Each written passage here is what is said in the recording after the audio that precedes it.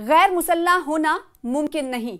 ये किसका कहना है? और इस आखिर ऐसी पेशरफ्त क्या हुई है जिस पर यह कहा जा रहा है कि गैर मुसल्लह होना मुमकिन नहीं? किसकी तरफ से कहा गया है और किस पेशरफ्त के जवाब में कहा गया है? दरअसल ये हमास का कहना है। जब ट्रंप के गजा अमन मंसूबे के हवाले से तजवीज़ पेश की गई, जिस पर हमास ने अभी बाज़ाब्ता तौर पर यह कहा है कि ट्रंप के गजा अमन मंसूबे को हमास मुस्तरद कर देगी। सीनियर रहनुमा हमास की तरफ से ये बात कही गई है। दरअसल हमास के लिए ट्रंप के मंसूबे की एक अहम शर्त, कई मंसूबे थे। पिछले दिनों आप ने सुना होगा कि डोनाल्ड ट्रंप और साथ ही साथ इसराइल ने साथ में मिलकर एक 21 नुकाती तजवीज़ बनाई है दोनों के दरमियान, यानी फ़लस्तीन और इसराइल के दरमियान, ताकि जंगबंदी हो जाए और जो यरगमाल बनाए गए लोग हैं उन्हें वापस इसराइल छोड़ दिया जाए, उनकी रिहाई करा ली जाए और जो गज़ा में सूरत हाल है वो सूरत हाल बिल्कुल आम हो जाए जैसे दिगर मुल्कों की रहती हैं, दिगर शहरों की रहती हैं। बमबारी ख़त्म हो और जो फ़लस्तीनी लोग हैं, गज़ा के लोग हैं, अमन चैन से रहने लगे और सिटी खूबसूरत दिखने लगे। इसको लेकर एक प्लान की तजवीज़ की है डोनाल्ड ट्रंप ने, और वो शर्तों के साथ, उसमें 21 नुकात जो है, 21 शराइत जो हैं, 21 तजवीज़ डोनाल्ड ट्रंप की तरफ से दी गई हैं। तो उन तजवीज़ पर हमास की तरफ से शुरुआती तौर पे जो रद्द-ए-अमल आया है वो ये सीनियर रहनुमा की तरफ से कि जो अमन मंसूबे के हवाले से डोनाल्ड ट्रंप ने तजवीज़ 21 नुकाती दी हैं उन्हें हम मुस्तरद कर देंगे। कर दिया नहीं है, कर देंगे। हमास के लिए ट्रंप के मंसूबे की एक अहम शर्त क्या है, जिस पर हमास ने कहा है कि जब हम इस तमाम तजवीज़ को पढ़ेंगे तो आने वाले दिनों में हम तजवीज़ को मुस्तरद कर देंगे। अब सवाल ये उठता है कि आखिर 21 तजवीज़ में कह क्या रहे हैं ट्रंप, वो जान लेते हैं। इस अहम शर्त की अगर बात करें तो इस डोनाल्ड ट्रंप के मंसूबे की एक अहम शर्त ये है कि गैर मुसल्लह होना, यानी हमास से डोनाल्ड ट्रंप का ये कहना है कि वो हथियार छोड़ दें, हथियार डाल दें। हथियार डालने का मुतालबा एक अहम शर्त के तौर पर शामिल किया गया है, जो कि हमास कह रहा है कि कबूल करना मुमकिन नहीं होगा इस शर्त को। और इसके अलावा हमास गज़ा में इंटरनेशनल स्टेबलाइजेशन फोर्स यानी ISF की तैनाती की भी मुखालिफत कर रही है, जिसे वो एक नई किस्म का कब्ज़ा तस्वुर करती है,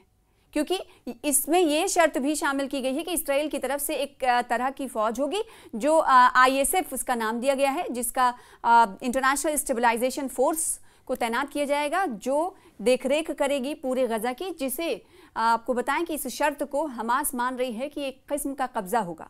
काबिज़ इजरायली वज़ीर आज़म नेतन्याहू ने पीर को व्हाइट हाउस में होने वाली बातचीत के दौरान ट्रंप के मंसूबे को कबूल कर लिया था। ताहम हमास ने ताहाल कोई बाज़ाब्ता जवाब नहीं दिया है। अमरीकी सदर डोनाल्ड ट्रंप का जंगबंदी मंसूबा जो तहरीक है वो हमास को पेश भी कर दिया गया। देखिए, इस पर एक अहम पेशरफ्त हुई है और सालसी का किरदार कौन अदा कर रहा है? कतर। और कतर को ही फ़ोन जब लगाया गया था व्हाइट हाउस से डोनाल्ड ट्रंप की मौजूदगी में, तब बेंजामिन नेतन्याहू ने कतर से माफ़ी मांगी और माफ़ी मांगने के बाद इसराइल ने कहा कि हम इस 21 नुकाती तजावीज़ अमन मंसूबे पीस मंसूबे पर हम अमल करते हैं, हम हामी भरते हैं, अब इसे आगे बढ़ाया जाए। तो अब कतर ने सालसी का किरदार अदा करते हुए हमास को ये तजवीज़ जो है, ये शर्तें जो हैं पीस की, ये हमास का ये कहना है कि कतर का ये कहना है कि हमने हमास के सामने पेश कर दिए। कतर की वज़ारत ख़ारजा के तर्जुमान ने ऐलान किया है कि गज़ा में जंगबंदी के लिए अमरीकी सदर डोनाल्ड ट्रंप का मंसूबा तहरीक जो है वो हमास के सुपुर्द कर दिया गया है। और कतर की वज़ारत ख़ारजा के तर्जुमान, इनका नाम माजिद अंसारी है, अल अंसारी, उन्होंने कहा है कि कतर और मिस्र ने हमास को जंग बंदी मंसूबा पेश कर दिया है और हमास ने इसका जायज़ा लेने का वादा किया है। और कतर की वज़ारत ख़ारजा के तर्जुमान ने मज़ीद कहा है कि हमास के मुज़ाकरातकार ने अमरीकी मंसूबे का जायज़ा लेने का वादा किया है। कतर की वज़ारत ख़ारजा के तर्जुमान का कहना है कि जंग बंदी मंसूबे में पहला कदम फ़रीक़ैन के दरमियान समझौता है और हमने अमरीकी सदर से जो सुना है उसके मुताबिक नेतन्याहू ट्रंप मंसूबे से मुत्तफ़िक़ है।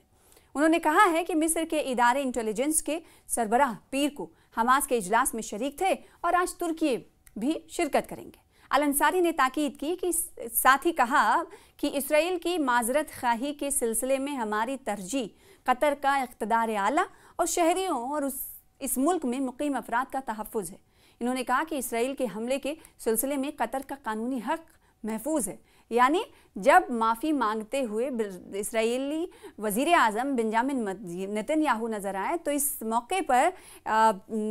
कतर की तरफ से एक बात कही गई, वो ये कि जब इसराइल ने हमला किया था तो हमले के बाद कतर के पास एक कानूनी हक़ महफूज है, उस कानूनी हक़ का हम इस्तेमाल कर सकते हैं। यानी कहा गया, एक तरह से इसे ऐसे समझा जा सकता है कि एक इंतबा दिया गया है, चेतावनी दी गई है कि आप ऐसा मत समझिए कि उस हमले को हम भूल गए हैं, बल्कि आप ज़रूर इसको जहन में रखिए कि हमारे पास कानूनी खद्दोखाल है और कानूनी इख्तियारात बचते हैं जो हम आपके ख़िलाफ़ इस्तेमाल कर सकते हैं, भले ही हमने आपको माफ़ी दे दी हो। और ये जो पेशरफ अहम हुई है वो हमने देखा कि मिडिल ईस्ट में कहीं ना कहीं सनसनी मचाती हुई दिखाई दी कि वो इसराइल जो कई ममालिक से एक साथ लोहा लेता हुआ दिखाई दिया, कई ममालिक के सामने के ऊपर दबंगई जाहिर करता हुआ दिखाई दिया, हिटलर जैसी कोशिशें करता हुआ दिखाई दिया, वो इसराइल अब झुकते हुए नज़र आ रहा है। जो सियासी मुबस्सरीन हैं उनका ये कहना है कि ज़रूर इसमें कोई चाल हो सकती है या फिर हो सकता है कुछ और कोशिशें की जा रही हों। इसके पुष्टपनाही जो कि सोचने और समझने की ज़रूरत है, इसराइल इतना बड़ा कदम कैसे उठा सकता है, क्योंकि आपको याद होगा कि पिछले दिनों हमने देखा था कि 72 घंटों के अंदर 10 से ज़्यादा हमले,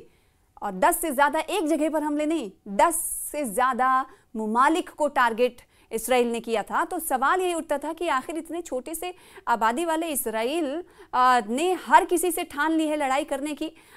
तो क्या वो आइसोलेट नहीं हो जाएगा? क्योंकि इसका यूएनओ में भी जिक्र कहीं ना कहीं करते हुए इजरायली पीएम बेंजामिन नेतन्याहू दिखाई दिए कि उन्हें मालूम है कि वो आइसोलेट हो चुके हैं। इसराइल को ये पता है कि सबसे जब लड़ाई करेंगे चारों तरफ से अलग अलग सतह पर, जब वो मिसाइल और ड्रोन अटैक करेंगे तो जाहिर सी बात है जवाबी अटैक भी उनके पास आएगा और हर तरीके से उन्हें दबाव महसूस कराने की कोशिश की जाएगी, चाहे वो माशी दबाव हो, चाहे वो सियासी दबाव हो, चाहे वो ट्रेड की ज़रिए दबाव देने की बात हो। और इंटरनेशनल खींच भी कहीं ना कहीं इस्राएली वज़ीर आज़म बेंजामिन नेतन्याहू को दिखाई दिया, सामना उसका करना पड़ा जब यूनाइटेड नेशन की जनरल असेंबली में UNGA में वो खिताब करने के लिए पहुंचे थे। उस वक्त हमने देखा कि कई जो कारकुन थे, मेंबर्स थे, वो उठते हुए बाइकआउट करते हुए नज़र आए थे उनका खिताब का, उनकी तकरीर का, बेंजामिन नेतन्याहू का। और हमने देखा कि एक हूटिंग भी होती हुई दिखाई दी थी। तो उस वक्त भी उन्हें बड़े पशेमानी का सामना करना पड़ा था बेंजामिन नेतन्याहू को। उस वक्त भी शायद उन्हें एहसास हो गया होगा, शायद हो सकता है कि उस इंसिडेंट के बाद ये थोड़ी सी नरमी दिखाई दे रही है इस्राएली पीएम बेंजामिन नेतन्याहू के इस किरदार में कि वो कतर से उन्होंने माफ़ी मांगी है। कतर से माफ़ी मांग कर अब ये कह रहे हैं कि 11 हमारे ये मंसूबे हैं जिसके लिए मैं रेडी हूँ, डोनाल्ड ट्रंप ने बनाया है, अब इसे पहुँचा दीजिए हमास के पास। हमास के पास पेशरफ्त कतर की तरफ से पहुँचा दी गई है और उस पर यह कहा गया है कि आपने माफ़ी तो मांगी है लेकिन हमारे पास कानूनी हक़ महफूज है। हम इसका मतलब ये है, ये भी समझा जा सकता है कि कतर ये कह रहा है कि आप चतुराई भले कर लें लेकिन आपने माफ़ी मांग ली है,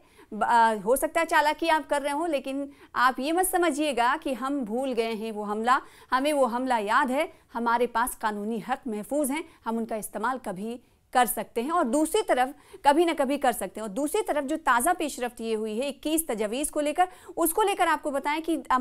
हमास की तरफ से सीधे तौर पर तो नहीं, बाज़ाब्ता बयान तो नहीं जारी किया गया, लेकिन ये कहा गया है कि जो पहली शर्त है, पहली दूसरी शर्त हमने पढ़ी, उससे ही लग रहा है कि हम ये कबूल नहीं कर पाएंगे ये शर्त।